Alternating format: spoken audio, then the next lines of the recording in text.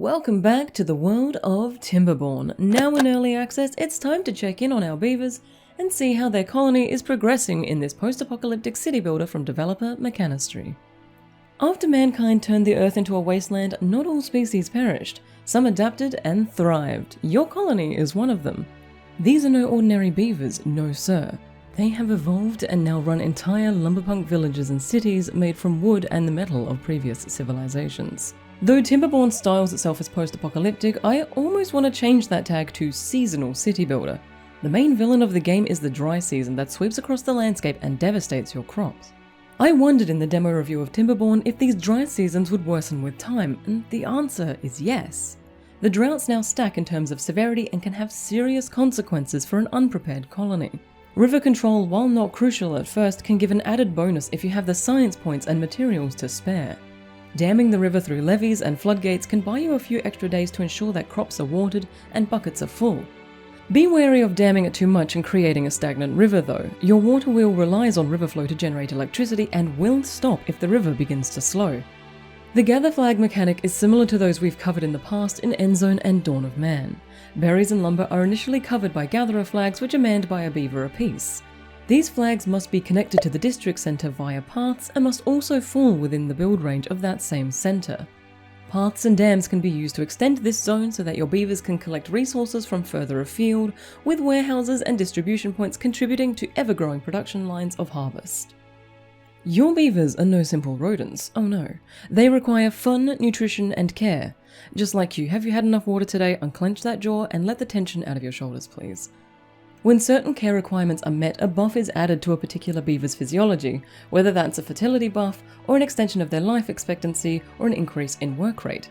Your colony has an overall happiness score that you should always be striving to improve.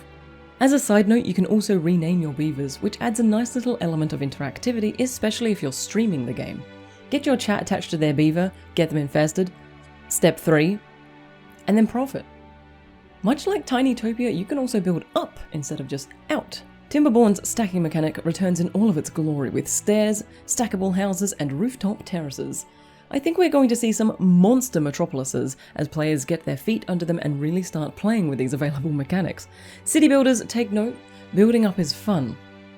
A lot of fun. The visuals of Timberborn have always been a winner for me. The beautiful palette of greens and blues contrasted against the dry season of orange and brown. The return of the green sweeping across the landscape as the river begins to flow again is always pleasing. Little notes have also been added to buildings and objects for some in-game lore. It made me giggle and added another well-rounded note to this expanding society. The audio is different. In the demo there are a few tracks which calmed and soothed me. In early access, the dry season has its own theme which, well, it freaks me out. It adds yet another layer of relief when the wet season returns to the landscape. All of the good sound effects still remain, such as the creaking of wood and the chatter of your little beaver citizens. The sound design is one of the things I remember most clearly from the demo, and while the music choice genuinely unsettles me in a way I'm sure is intended, I'm really glad the soundtrack is expanding. Timberborn, or as it's becoming affectionately known as in my community, Tibbyborn, is a good time.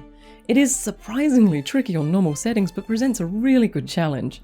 After 2 halting starts, I finally got my first colony up and running. This game shows you what you do wrong very quickly. Be wary. Much like Banished, things can go from hunky-dory to oh heck no in a matter of seconds. Not through natural disasters or anything of the like, but through management. Timberborn stacks like dominoes, and when one falls, the rest of the colony follows suit. You must constantly be on your toes, innovating, expanding, and making certain that each beaver is pulling their weight through proper job distribution and management. I really think veteran management gamers are going to enjoy this title a lot. And if you'll allow me to get sentimental for a second, Timberborn was the game that launched this entire YouTube channel. The beginning of the year was very rough for me, and working on the review, learning new skills, and coming up with the current review procedure I use even now challenged me to grow and expand my content creation career. So to be involved in this game's launch is extra special to me. As always, this was a very honest review. I don't tend to pull punches when I'm displeased with something, as my Twitch chat is very well aware of. But I'd like to thank Mechanistry for the opportunity to play and review and stream this game alongside the launch. Cheers for the key, you lot. If you'd like to check out Timberborn for yourself, it is launching into early access and should be available for purchase by the time this review is posted. Check the description below for a link to the Steam page. And as always, thank you to my patrons, and the biggest love and hugs to Ben A, Charles H, Christopher W, Foxy Kate, and Scottish Tom. Until the next video, stay safe, and as always, happy creating.